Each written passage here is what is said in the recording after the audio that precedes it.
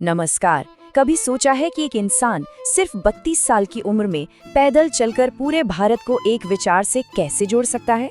तो चलिए आज हम उसी असाधारण दार्शनिक आदि शंकराचार्य की कहानी और उनके विचारों की दुनिया में चलते हैं, जिन्होंने भारत के आध्यात्मिक नक्शे को हमेशा हमेशा के लिए बदल दिया। तो बात है 8वीं सदी की। जरा उस भारत की कल्पना कीजिए, एक ऐसा समय जब दार्शनिक बहसें एक तरह का संघर्ष बन चुकी थी। हर कोई अपने सिद्धांत को ही सर्वश्रेष्ठ बता रहा था, और इन सब के बीच वेदों और उपनिषदों का जो असली संदेश था वो कहीं जटिल कर्मकांडों के शोर में खो सा गया था। मतलब एक तरह की आध्यात्मिक उथल पुथल का माहौल था। ऐसे में सबसे बड़ा सवाल यही था कि आखिर कौन इस वैचारिक बिखराव को समेटेगा, कौन उस ज्ञान को उसकी असल शुद्धता में लोगों तक वापस पहुंचाएगा।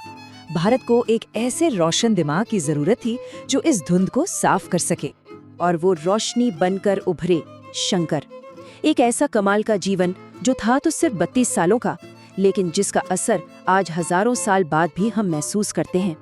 जरा उनके जीवन की रफ्तार देखिए। सिर्फ 8 साल की उम्र में वेदों पर महारत हासिल कर ली। सोचिए, 16 साल की उम्र में वो भारत के बड़े बड़े विद्वानों से शास्त्रार्थ करने निकल पड़े, और सिर्फ 32 की उम्र तक अपने जीवन का मिशन पूरा करके हिमालय में महासमाधि ले ली।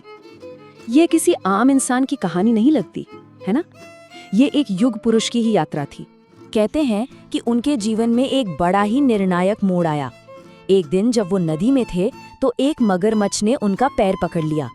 तब शंकर ने अपनी माँ से कहा कि अगर वो उन्हें सन्यासी बनने की आज्ञा दे दें तो उनकी जान बच जाएगी। ये असल में संसारिक मोह और आध्यात्मिक बुलावे के बीच एक परीक्षा थी।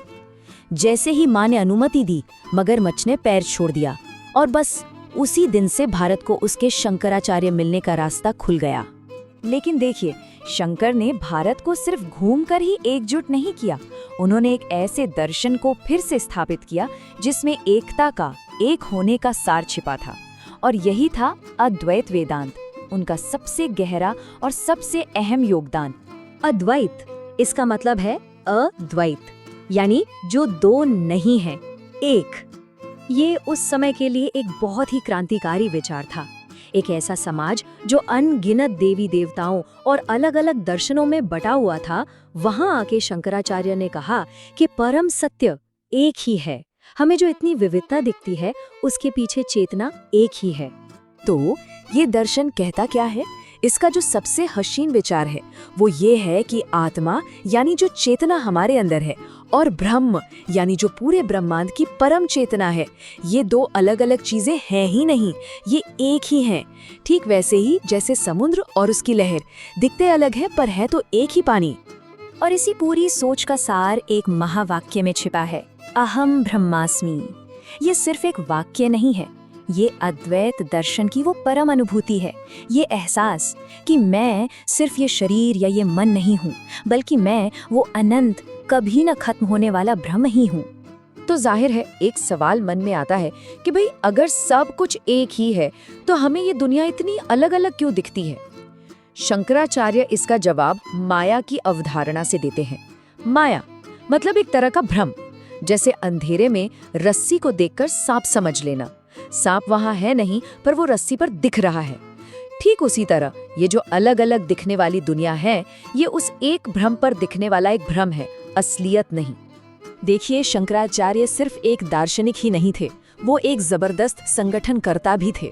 उन्होंने अपने दर्शन को सिर्फ किताबों में नहीं रहने दिया, बल्कि उसे पूरे भारत में फैलाया और एक ऐसी व्यवस्था बनाई जो आज तक कायम है। अपने इस विचार को पूरे भारत तक ले जाने के लिए उन्होंने शुरू की दिग्विजय यात्रा। ये कोई हथियारों की लड़ाई नहीं थी, ये थी विचारों की, ज्ञान की लड़ाई। वो देश के कोने कोने में गए और अपने समय के सबसे बड़े विद्वानों को शास्त्रार्थ में, यानी ज्ञान और तर्क के आधार पर पराजित किया और अद्वैत के सिद्धांत को स्थापित किया। शंकराचार्य ये जानते थे कि सिर्फ बहस जीतना ही काफी नहीं है। इस ज्ञान को आने वाली सदियों तक जिंदा रखने के लिए एक मजबूत संस्थागत ढांचे की जरूरत होगी, और इसीलिए उन्होंने एक बहुत ही शानदार योजना बनाई और भारत के चारों कोनों में 4 मठों की स्थापना की। ज्ञान के 4 मजबूत स्तंभ। ये 4 मठ थे, दक्षिण में श्रृंगेरी, पश्चिम में द्वारका, पूर्व में पुरी और उत्तर में ज्योतिर्मठ। और उन्होंने अपने 4 सबसे काबिल शिष्यों को इन मठों की जिम्मेदारी दी ताकि ये ज्ञान की परंपरा उनके बाद भी बिना रुके आगे बढ़ती रहे। तो आखिर शंकराचार्य की विरासत है क्या? ऐसी क्या चीज है जो उनके काम को इतना अमर बना देती है कि आज 1200 साल बाद भी वो उतने ही प्रासंगिक हैं? उनकी विरासत कई परतों में है। उन्होंने षणमत की स्थापना की, यानी पूजा की 6 अलग-अलग पद्धतियों को एक साथ ले आए। उन्होंने बौद्ध दर्शन के अनात्मवाद के जवाब में आत्मा के शाश्वत अस्तित्व पर जोर दिया। उपनिषदों और गीता पर उन्होंने जो भाष्य लिखे वो आज भी वेदांत को समझने के लिए सबसे जरूरी माने जाते हैं। और हाँ, उन्होंने सन्यास की परंपरा को ज्ञान और मोक्ष के एक सम्मानित रास्ते के रूप में फिर से जिंदा किया। उनकी जीवन का असर इतना गहरा था, इतना ज्यादा, कि उनके बाद लोगों ने उनके ऊपर 1 या 2 नहीं बल्कि 14 से भी ज्यादा जीवनियां लिखी, जिन्हें शंकर विजय कहा जाता है। ये अपने आप में इस बात का सबूत है कि वो अपने समय के लिए कितने महत्वपूर्ण थे। और आखिर में शंकराचार्य का दर्शन हमें एक बहुत गहरे सवाल के साथ छोड़ जाता है। आज की दुनिया में जो हमें लगातार हमारे मतभेदों के आधार पर बांटती रहती है, उस दुनिया में हर किसी के अंदर उसी एक चेतना को देखने का विचार कितना जरूरी और कितना शक्तिशाली हो सकता है। इस पर सोचिएगा जरूर और इस बातचीत को आगे बढ़ाने के लिए अपने विचार हमारे साथ भी साझा कर सकते हैं।